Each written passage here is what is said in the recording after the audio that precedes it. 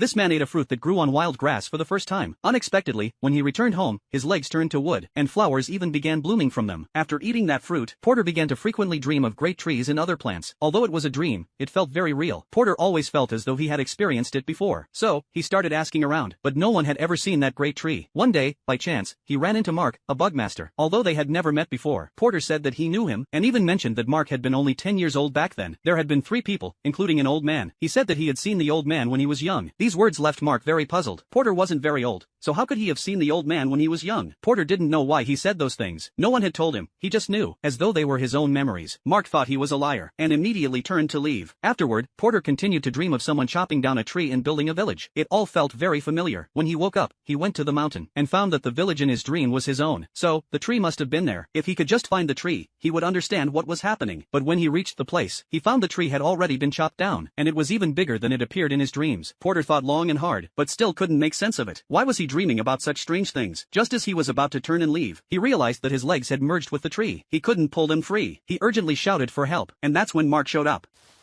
助けてくれ。足が。遅かったか。